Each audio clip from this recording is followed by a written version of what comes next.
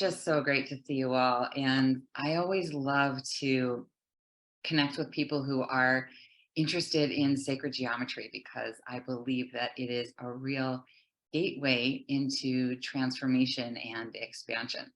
So I will tell you a little bit about why I believe that so strongly for myself and my experience. And then I'll talk a little bit about what makes sacred geometry so sacred. And then we'll do a small PowerPoint to go over some of the highlights. And really all of this is an introduction and an idea that it's extraordinary and worth a lot of ongoing study. So thank you all for being here. I'm really honored. And I learned recently, I've been doing my classes for many years, and I learned recently that I do them in part to find my people because anyone interested in sacred geometry is connected to the reality that there is so much more going on, right? And studying the geometric patterns of our reality, studying how everything is connected can be really powerful. So about me, the power of sacred geometry really guided my transformation. I worked for over 10 years in the mental health profession. I had a very mainstream reality and I loved it. It was a wonderful job. I combined it with my spiritual practice and really grew and had a good foundation for moving in the world, in an informed way. And I realized that the mental health world was not quite where I wanted to be putting my focus. I wanted to move towards integrative wholeness and holistic practices. And so I took a leap about a dozen years ago. I took a leap from that world that I knew, the entire world. I was quite complete with that time in my life, but I left into the void. I did not know where I was going to end up. I did not have a plan. I just simply knew I needed whatever was next. And very shortly thereafter, within a week or two, I found sacred geometry. I should say sacred geometry found me, along with unified physics and a lot of the new ways of thinking about our reality. So I started restructuring, basically doing a lot of deprogramming and reprogramming. And the geometry is so structured and so predictable and so comforting in its harmonics and its perfect ratios that I felt held in this process of transformation and high levels of anxiety from not having a kind of quote unquote normal or regular existence. So I started drawing fairly compulsively. I did not know what I was doing. And I was really in that receptive state of just kind of opening to everything. I had a lot of different fantastic adventures, but I kept drawing. And I didn't know what was happening at the time, but what my system was experiencing was harmony and balance based on drawing. Because as you begin to focus on the geometries, work with these harmonic proportions, you are bringing your system into alignment, right? You're harmonizing your own system because, as we'll see in a little bit, we are the geometry, right? We're terribly connected to these shapes, and we are influencing our psychology, our physiology, our spiritual selves, our psychic selves. We're really tapping into the wholeness of who we are. So I kept drawing, and then I was drawing so much that friends were like, oh, you need to put that art up. You need to have an installment. And coming from the mental health world, I had no idea about artists and being an artist and having art installments. So I did that, and I put all the geometry on the walls, quite large shows. I've continued to draw. This Sri Yantra behind me is one of my pieces. And the geometry leads to expansion. That's the point of me sharing my story. Is it's been an incredible support system for opening my own guidance. And once the geometry was on the walls, everyone wanted to learn about it. And so I started teaching, and I started having small classes and then teaching at community colleges. And then of course, talking about it incessantly online, because I want people to experience the comfort of transformation that I did. You know, changing your worldview, maybe changing your reality, relationships, jobs, all of it can be highly anxiety producing. But in our growth and evolution, a lot of times the external world shifts. And so these universal patterns are so predictable that they set a foundation. And we'll look at some of the universal patterns, and we'll look at how when you begin to see the geometry that is everywhere, it begins to break down the walls of separation and the illusion of separation. And these shapes actually connect us to more of life and create a sense of unity consciousness. So they're very powerful, and they led me down the road of expansion and self-expression. And I want to make a note that the geometry can really take you very far, because it did not stop with teaching. It led me to other areas that incorporate geometry, which namely crop circles, and studying the patterns in the geometry encoded in these beautiful images. And then of course, I needed to go into studying the circle makers, and that led me quite far to various advanced civilizations and understanding our place in the galactic community, right? And really expanding beyond the limitations of this 3D reality, because the geometry expands us into our multi-dimensional reality and helps us connect with um, the all that we are, right? We are so much more than what we've been told. And I don't mean to oversell it, but my life is a result. My beautiful, precious life is a result of the combination of my spiritual practice and activating my system by drawing and studying sacred geometry.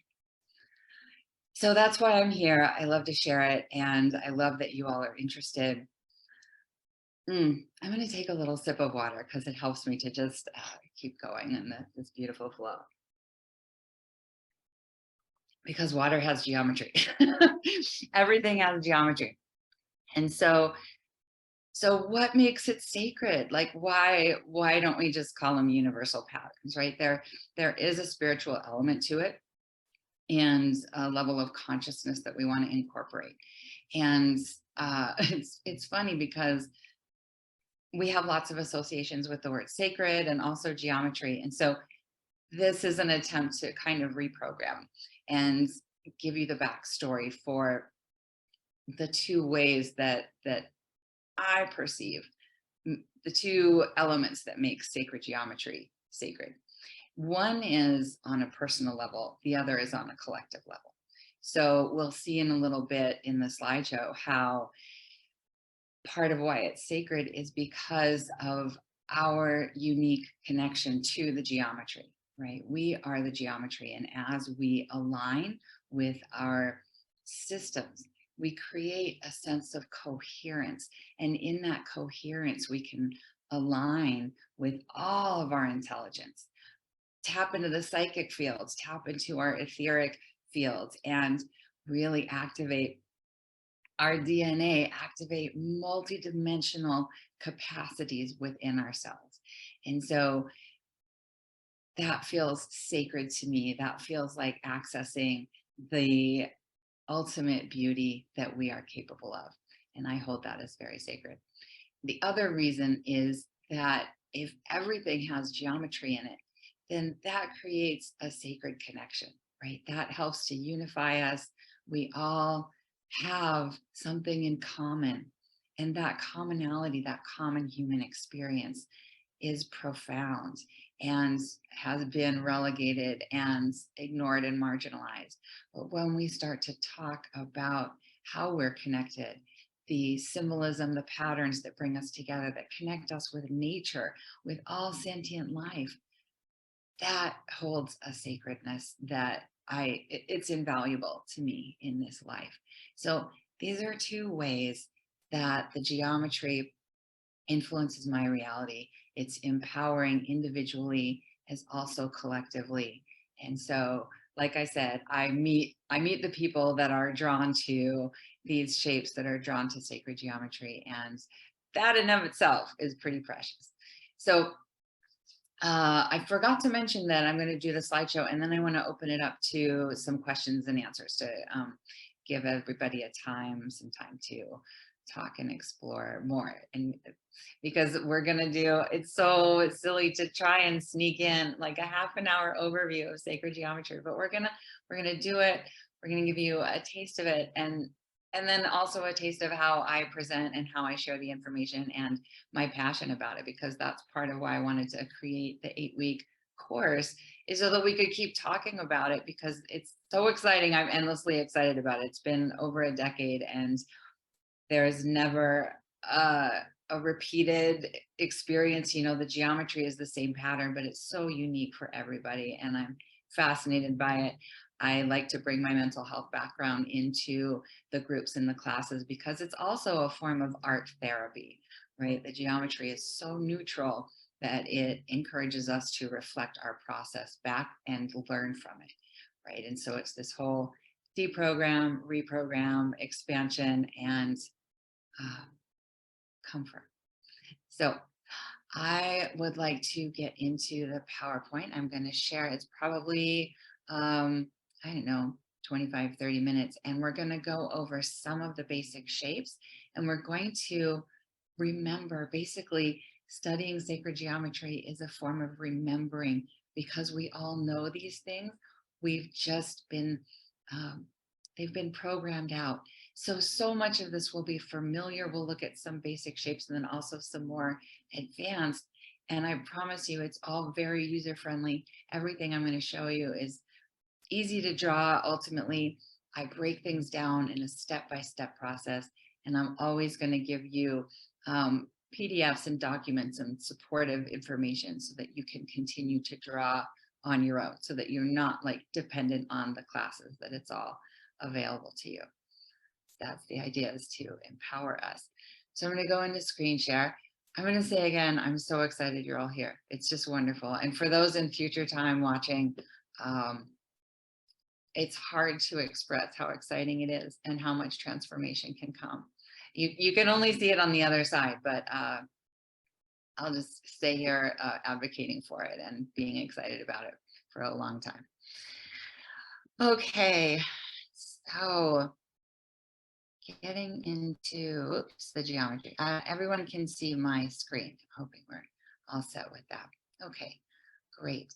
So part of what is so wonderful about geometry is it brings us into the world of energy, frequency, and vibration, right? It's already taking us from the material into the energetic, and it encourages us to understand the world and its invisible forces, the energy, the ways that we could really begin to harness our reality and tap into the powerful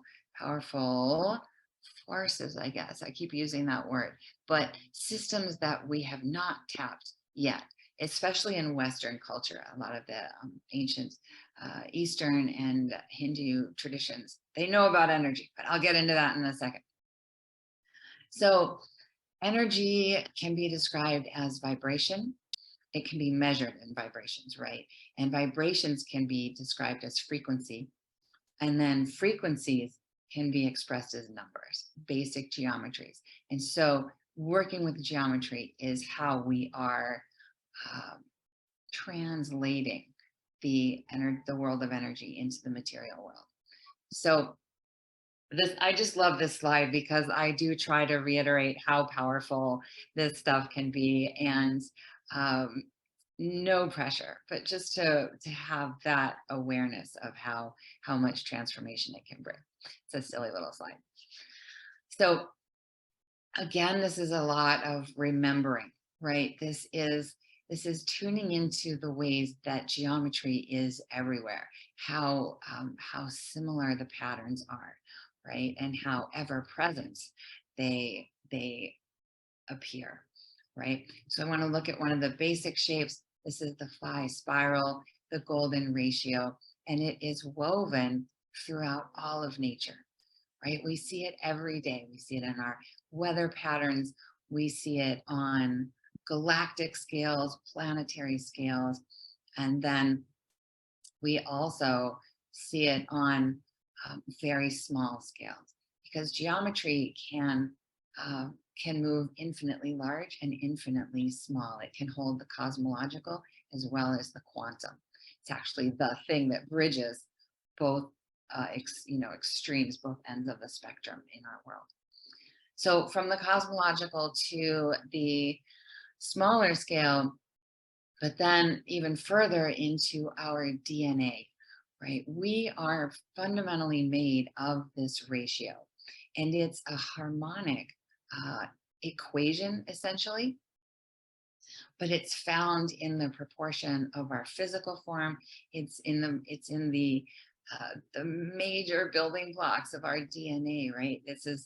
Um, this is one of the reasons why we relate to the external world through geometry, because it's in us and it's also outside of us.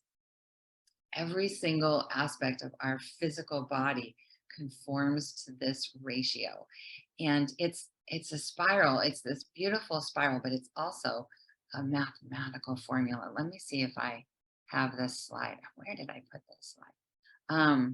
I believe it's back here. I'm going to go back to the original slide. For some reason I'm missing.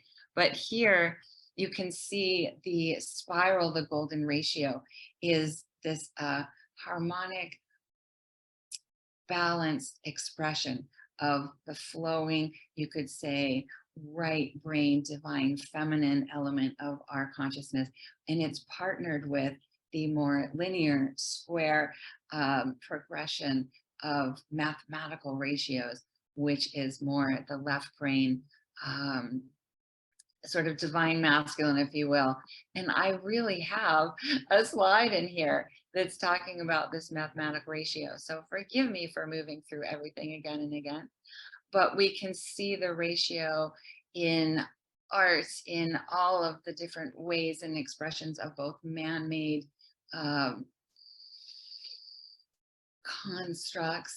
We see it in art, and we see it in architecture.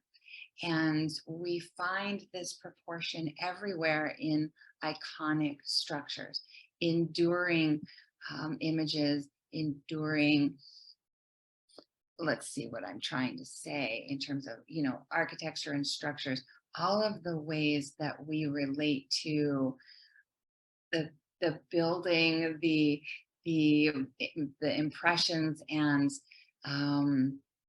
the structures that we see, that we resonate with, they incorporate the ratio, they incorporate the phi spiral, they incorporate the mathematic proportions, and they are powerful because of this ratio. And there is so much to study in this. I really am simply scratching the surface of the way it is woven into art, architecture, music in every form. It is connected to the chords and the progression of the chords. And it can be seen expressed in the phi, but also in various geometric forms. This is the shape of a dodecagon. It's a 12-pointed star, if you will, and it incorporates all of the elements of geometry as well. I think we're getting back to the slide. I think I got mixed up. My apologies. So the ratio, this mathematic ratio, is the segment of B here. This is one segment to another segment. So B is 1, and then the other segment A is 1.618, right? So what that means, it's not the ratio of 1 to 2, it's the ratio of 1 to 1.618. You can see it down here on the bottom. And there is so much math here, and I only give a nod to the mathematics because I am far more on the metaphysical elements of things, right? But as we saw with art and the architecture and the music, geometry encompasses all of it. Any study that you have, it will give structure and foundation to it. So then we're going to bridge into some of the other shapes, right? Some of the ways that the phi is related to the other basic elements and building blocks. So the pentagon, this is the pentagram, the 5-pointed star. And the ratio, here's the ratio of 1, this bottom segment. And then up here is the 1.618, right? And so you start to see this proportion woven throughout each geometry. And here is a nod to all of the math, right? There is an infinite amount of square roots and beautiful harmonic angles that are their own kind of divinity.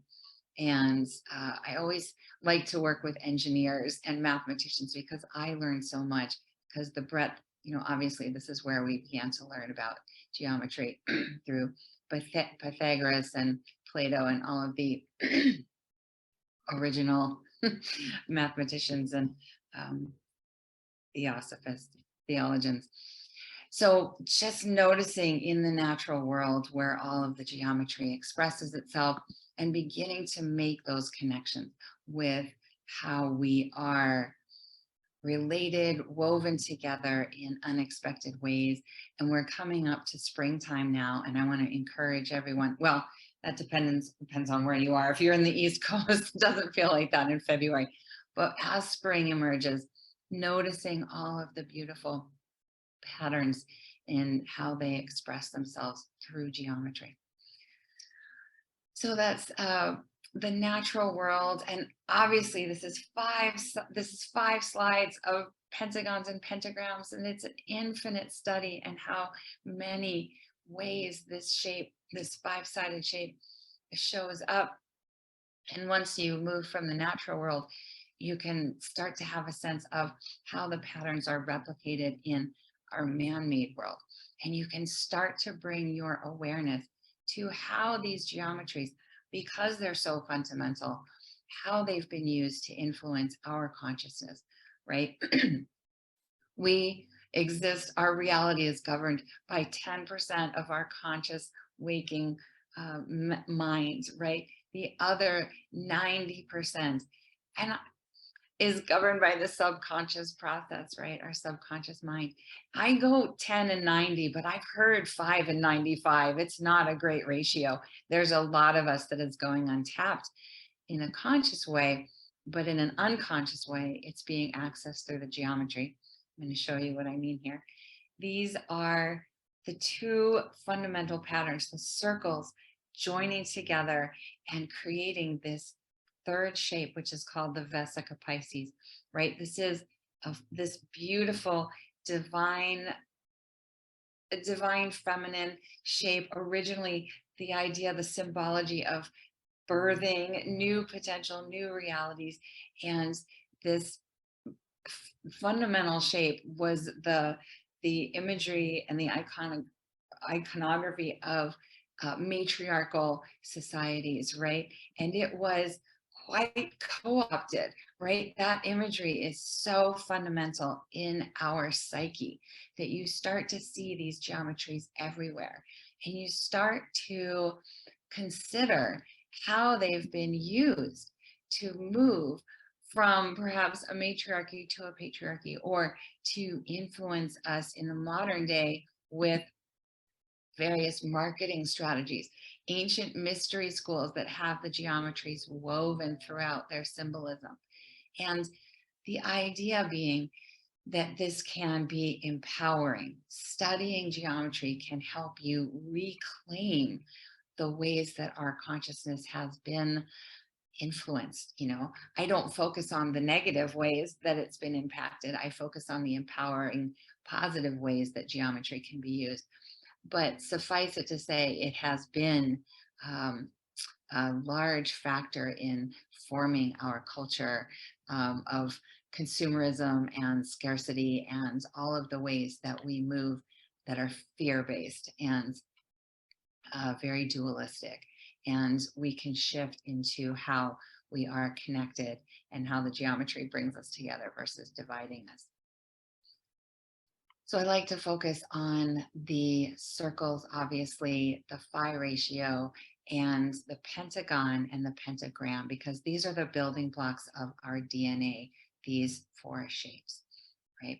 So here you can see how the circles come together to form the angular structure that gives us all of these building blocks, moving into the hexagon, and how it is such a fundamental part of our reality, right? It is the structural base for silicon and all of our crystal structures that carry and move the energy. Uh, it is fundamental in our natural world because it is the most effective way of carrying intelligence, information, material, and of course, our natural world has this organic and innate wisdom. But we are just starting to tap into, sorry, this is a fun little homage to the bees, but we're just starting, or we're expanding on that intelligence and using geometry to further our scientific understandings and interpretations of reality. If you haven't seen some of the James Webb um, telescope images, I highly recommend these beautiful galactic universal star system images coming back. I spent a whole evening with them the other night, just kind of geeking out on how incredible the cosmos is, right? It is such an extraordinary thing to be this little human being on this planet Earth that is part of a solar system, that is part of a galaxy, that is part of a universe. I mean, we really lose sight of the connectivity and kind of our place in this world. And I feel like the geometry can really bridge that. Um, the hexagon is everywhere, like I said, in the molecular structure. This is a beautiful crystal, kind of a slice image of water, right? And how the structure is manifest everywhere on this planet, but as well as off planet. As I was saying, this is the North Pole of Saturn. So just example after example of where the geometry is obvious, but also not so obvious. And I'm sort of surprising myself with my slideshow as we go. I apologize. I thought they were in a different order. But again, the crop circles based in geometry, they are an incredible tool for expansion.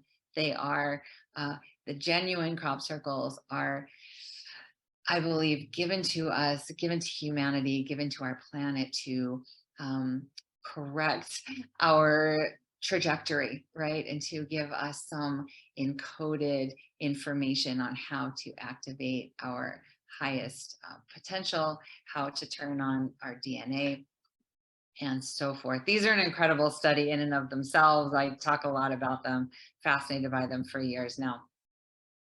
But you can see from that hexagonal structure, that takes us into what we do call the sacred geometry, right? So some of you may have seen the seed of life, that beautiful six-sided pattern, this harmony of proportion. And drawing it creates that sense of harmony. You are connecting with the geometry and then expanding from the seed of life into the flower of life, right? So the seed of life is called the seed. It's also called the Genesis pattern and the germ of life because it literally gives you the coordinates for every single geometry and the very structure of space-time. It's an incredible shape. It's very unassuming. It's 7 circles, but it's the fundamental structure. It gives us the patterns for how to draw everything, basically. So the other reason, remember, I was talking about it being sacred, is because the geometry is found everywhere in all cultures across the globe, right? And you often see it associated with sacred sites and wisdom traditions. For instance, this is the Forbidden City in Beijing, right? And we have foo dogs typically guarding the temples, and one of the foo dogs actually has a 3-dimensional flower of life under its paw, which is some kind of indicator that there is significance here. There is a universal symbolism, and that can be used to indicate the most valuable, highest level of human expression in terms of libraries and archives and all of the things we keep sacred, right? So you see the flower of life everywhere. You see the seed of life. It's woven into so much of our reality. And again, working on that subconscious realm, somehow signaling to us that, oh, here, this is an important thing when we associate the geometry. And example after example, it's called something different in most cultures, but usually it does refer somehow to a flower or a seed or a basic opening, perhaps, of consciousness, right? But if you start to think about religious tradition and the Hebrew, it's Star of David, right? You start to look at the significance of how these shapes are used in religions. Um, that's a whole other subject, but a fascinating one. We're going to go into these two stars in a second, to the tetrahedrons, right? These inverted tetrahedrons, Star of David, also called the Merkaba, and very, very important in our evolutionary process. So you've got the sacredness of the cross-culture influence, how you find it everywhere. But then the sacred piece, really, this slide always brings it home for me. We are biologically the geometry, right? The seed of life mimics the first cell bifurcation at conception, right? So you see the original cell division and expressing itself ultimately into the seed of life. And then it expresses with one more cell division into the 64 cells, which is its own study. It's fascinating. And then there's just a cytoblast after that, and life continues. But I love this slide in particular because when we're drawing the geometry, we are drawing ourselves. We are connecting with ourselves on such fundamental levels that our psyche is in celebration. And I believe this is the seed. Yeah, our psyche is just in celebration of the recognition, the remembering, and everything that is happening as we're drawing and as we're gazing. You don't even necessarily have to be drawing, but just working with the geometry. So that brings us to the seed of life, right? And then one of the really fun shapes to draw is one seed overlaid on top of another, which gives us, one way we call it is the sunflower, right? This beautiful expression is so fun to draw. But truly, if you go from imagining the drawings on a 2D level, you can see we take out that center circle and all of a sudden you start to get some depth and some dimensionality. Then you move from the 2D into the 3D, and the geometry starts showing us how alive it is and how it mimics, again, our physical system, our energetic system, and our electromagnetic field, right? It begins to connect you with your own energy systems. It begins to help you interface with everything and everyone that has an electromagnetic field, right? So this is very alive, very dynamic. We tend to think of these things as very stagnant and uh, solitary on these two-dimensional plane, but really they are three-dimensional, they are multidimensional, and they're helping us connect with our energetic systems, whether we consciously recognize it or not. Oh, and again, a shout out to the crop circles and how these forms are represented throughout our cosmos, I would say. I always like to bring those in because it helps us with some perspective about how much more is going on than what we see. So I want to bring our attention to one last shape, which is so fundamental. This is Metatron's cube. And Metatron's, like I said, I've been doing this for quite a few years. And just 2 months ago, I had this incredible epiphany about Metatron and Archangel Metatron in particular. I will talk about that momentarily, but this shape is incredible. It looks very complex and it is so easy to draw, right? So this is one of the classes in the course, is to break down this shape because Metatron's is unique in you can see how it progresses from the seed of life up through the flower of life. And it shows us the connectivity, right? When we open up the flower of life to its full expression, we come down to this shape and we get 13 circles, right? And these 13 circles give us the foundation for 5 fundamental shapes called the platonic solids, right? These are 5 shapes that adhere. They are the only shapes that adhere to 3 properties. One is that all of the faces of the shape are the same. The other is that all of the internal angles are the same. And the other is that if you were to put the shapes in a circle, they would touch equidistantly in the circle. So these are 3 unique aspects that yield these 5 shapes. And the reason these 5 shapes are so important is because they represent the 5 elements, right? Fire being the tetrahedron, the octahedron being the element of air, the hexahedron or cube being the element of earth, the icosahedron representing the element of water, and the dodecahedron representing the energy and the element of ether and space and energy and prana and chi. And this is the element that's been left out of the equation, right? Most of us were raised, quote unquote, educated about the 4 elements, right? But there's really 5. There's really this incredible access shape to tapping into our energy, tapping in again to the electromagnetic field, tapping into our biology, the energy.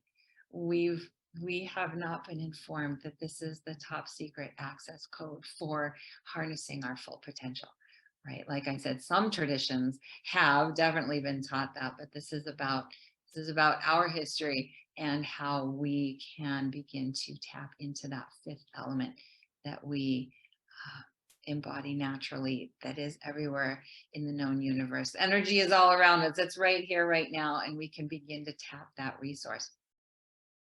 So this is a great slide that shows us how these 5 shapes are woven into Metatron's cube, right? You can see how the tetrahedron fits on the top left, and then the cube, the icosahedron, the octahedron. And when we draw these, we break them all down. So you really start to get a sense of how each shape is contained and that this shape contains all of it. So again, on that subconscious level, when you're drawing, you're tapping into these shapes, these elements, bringing them alive in your system, and then leading to the star tetrahedron, right? This is 2 tetrahedrons overlapping each other to create a star.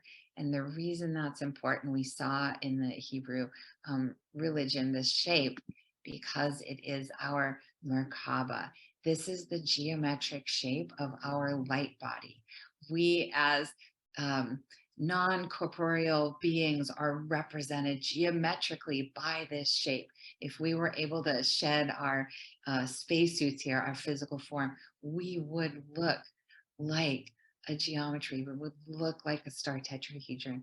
And accessing that shape, you know, Drinvalo Melchizedek in the School of Remembering talk a lot about practices and ways to access this shape, because it's the way of honestly traveling the universe. If we can reduce down to our light body, we can travel wormholes, we can move it with consciousness from one universe to another. And all of that happens by connecting with our hearts, right? Going through the heart, connecting with our energetic system, and becoming more whole in the process, basically. And this is Drinvalo Melchizedek's work, where you can learn to spin the tetrahedrons in a certain way and generate energy. And that's where the ability to move throughout the cosmos comes from, is that we are these energetic beings. We are forces of electromagnetics. There's a word I'm looking for, you know, magnetic propulsion. We have the ability to propel ourselves as light beings.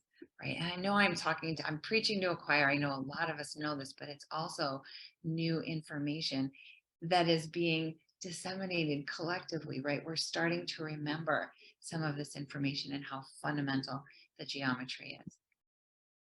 So we are these extraordinary beings by accessing the geometry, the Merkaba, the elements, the various elements in the flower of life in Metatron's cube. We are accessing our full potential as multidimensional beings. And it's a little bit of a stretch to move from the physical world, knowing that it's made up of geometry, to knowing that so much is energetic and that we can tap it and harness it through drawing, through meditating. And it's just one tool of many. I really don't, this is the focus of this call, but it combines and matches so perfectly with so many traditions. And we all have spirit guides. We all have, many of us are tapped into the archangel, the realms of the angelics.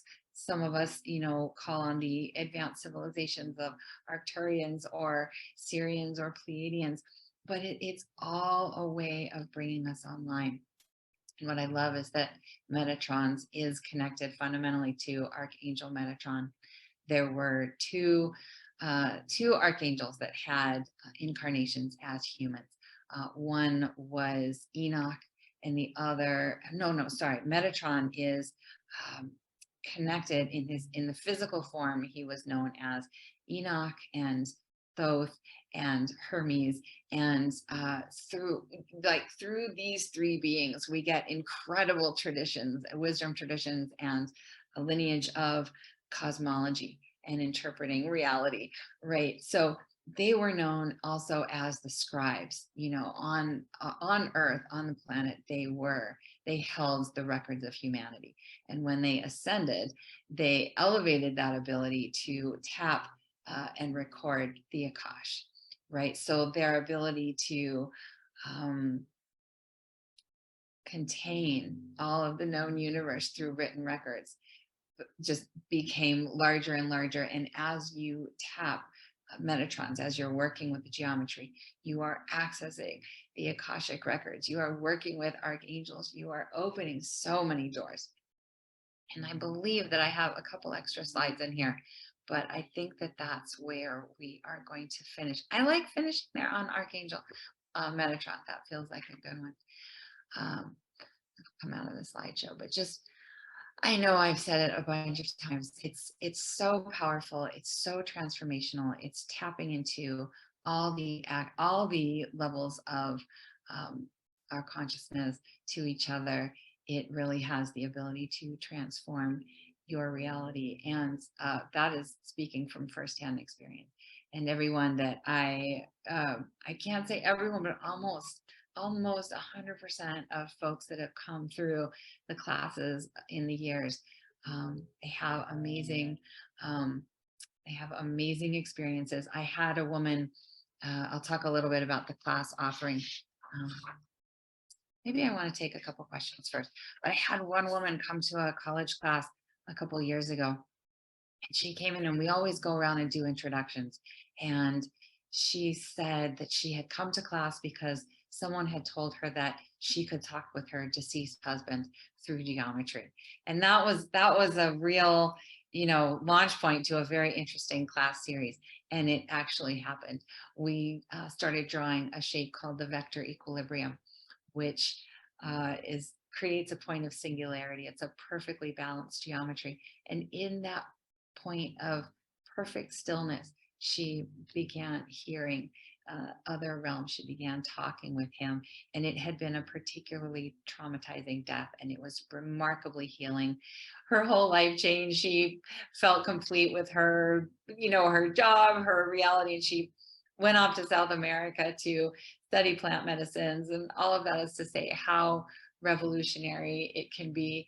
And I mean, I have story after story of someone who came in to do neurological repair work after a surgery, right? And she ended up creating alignment and restructuring her thought process so that she could focus. I mean, this stuff is amazing. So let's see, I think we have time for one or two questions, then I'll say a little bit about the course. I had a thought a second ago that I dropped, and if there aren't any questions, of course, I'll just go into a little more detail about sharing the geometry. Oh, I know what it was. I wanted to say that we focused on the seed of life, the flower of life, Metatron's cube, and those are just kind of the three rock stars, right, that lay the foundation. But the classes go into so much more. We've got 2 courses on polygons. You saw how the hexagon and the pentagon are fundamental building blocks. They're also used like throughout mystery schools and traditions to um, control and manipulate our environment, right? All these classes, all these drawings, you start to regain sovereignty and connected consciousness to yourself and to the rest of the universe. And then there's the tesseract, which is an eightfold hypercube geometry that is the shape of time travel. There's also a class where we focus on the dodecahedron because it's so significant with its ability to connect us with the energetic and the ethereal. And let's see, the tesseract is really a fun one. There's also there's so much I just can't recall at the top of my head, but there's a few more is what the point is. And I think that I'm going to say that we have a special offer for the class. I will go into that in a minute. I really would love to hear if anybody has any thoughts, and no pressure. Certainly there's no obligation to jump in, but that's a big part of the classes that I host, is having it be a collective experience and sharing your process and connecting with others that value the same thing.